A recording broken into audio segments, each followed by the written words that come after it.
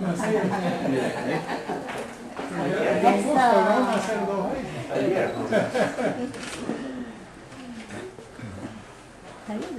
Está bien, Ricky. Que no necesito micrófono, ¿no? No. Sí, no. Para nada. Bueno, en primer lugar, agradecerles a todos por venir. Para mí es algo completamente nuevo.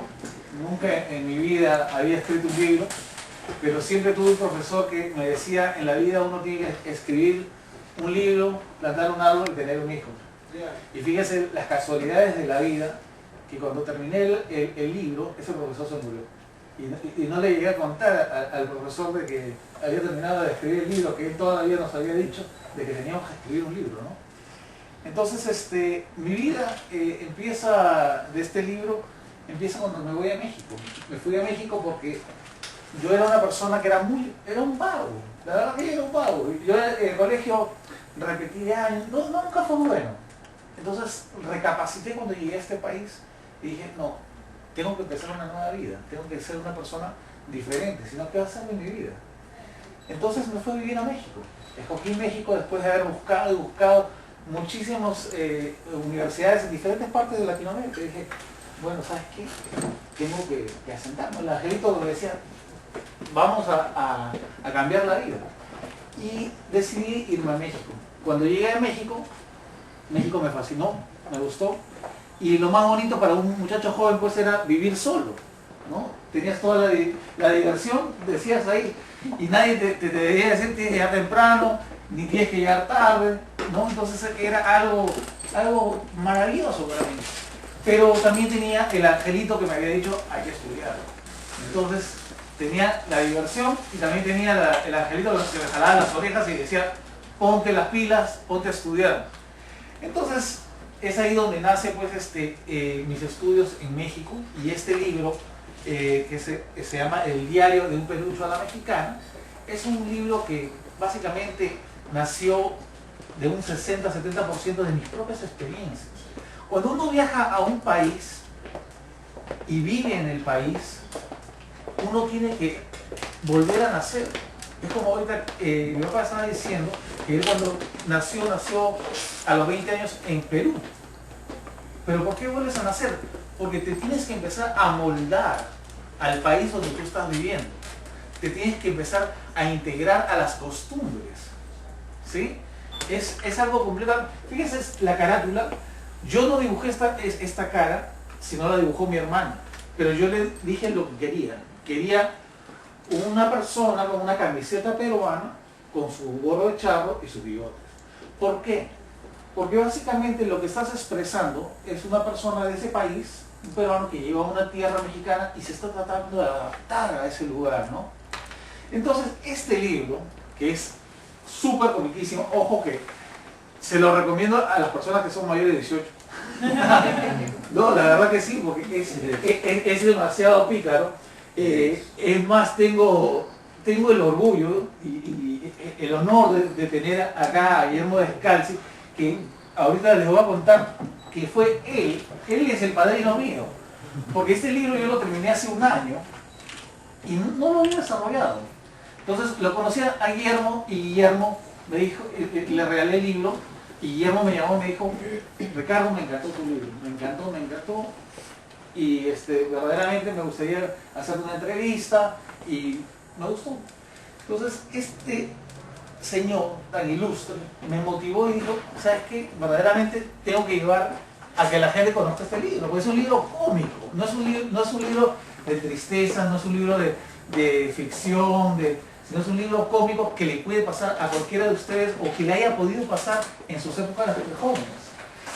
Este señor que se llama Fabián pasa durante muchas cosas, pasa durante casi 4 años de su vida en un país que no era el de él. Entonces, para empezar, solamente tenías que acostumbrarte a lo que son las palabras raras, palabras diferentes. Porque yo, por ejemplo, soy peruano y para mí una palabra significa otra cosa. Por ejemplo, ¿de cuántos países tenemos acá? ¿De dónde es usted? Argentina. Argentina. Uno. Perú. ¿Algún? México. México. Ah, mira, eres mitad paisano mío. Panamá, Cuba, tenemos Perú. Entonces, ¿qué pasa? Que en nuestros países significa algo, una palabra, pero en otros países puede significar otra cosa. Entonces, acá cuento anécdotas donde yo decía, por ejemplo, una palabra, y esa palabra en México significa una maldición, como dicen, ¿no? ¿Saben ustedes que esto en México es una mentada de madre? ¿En serio? ¿Sí o no, Roberto? Sí. Y a mí casi me agarran a golpes, y ahí van a escuchar o van a leer en el libro, que casi me agarran a golpes, porque una noche, que fue también, estuve hasta preso, imagínense, en México, algo que nunca en mi vida me había pasado, y por cuestiones raras de la vida, que se van a enterar en el libro, que nos meten preso a todo el grupo de peruanos que vivíamos en Monterrey. Todos los peruanos de Monterrey nos empezaron a buscar así como si fuéramos criminales. Y nos llevaron bueno, no a la cárcel, sino a la comisaría de detenidos, ¿no?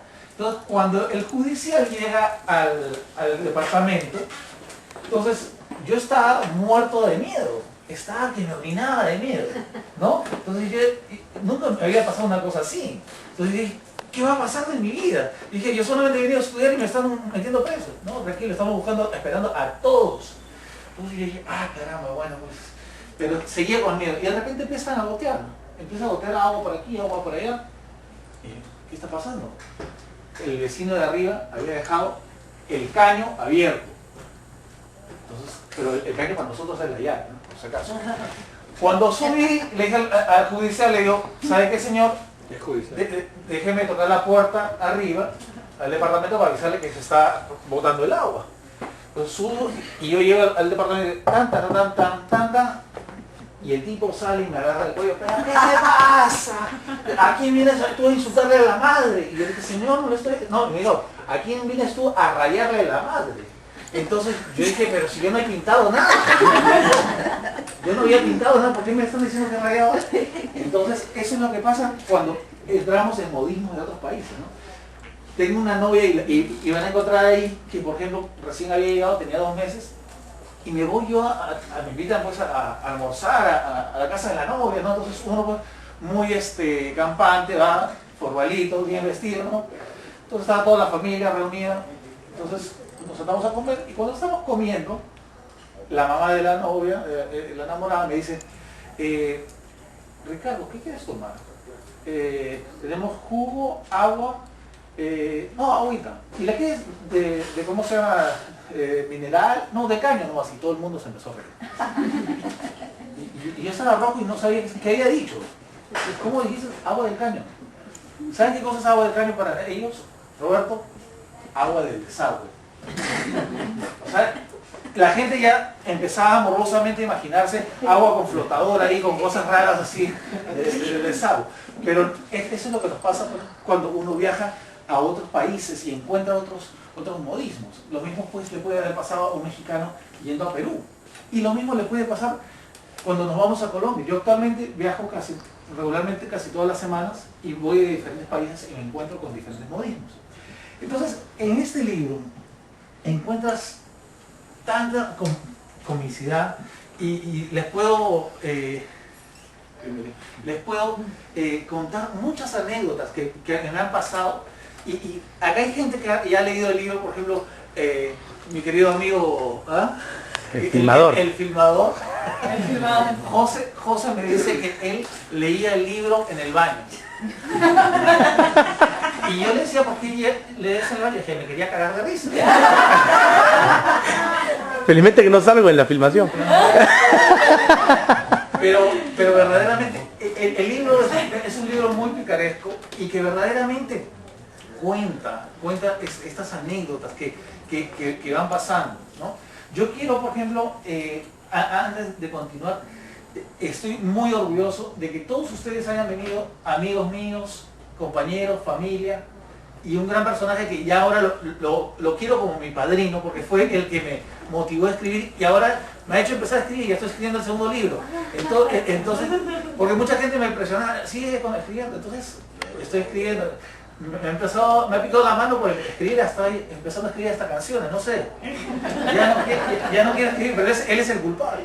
Entonces le dije, lo llamé y le dije, Guillermo, tú eres mi padrino, tú eres el culpable, necesito que vengas, que me apoyes y que me puedas leer unos párrafos de repente de las partes que más te gustaron. ¿Qué te parece? Y Guillermo, encantado de la vida, yo te apoyo como paisano, estaré ahí. Así que le pido una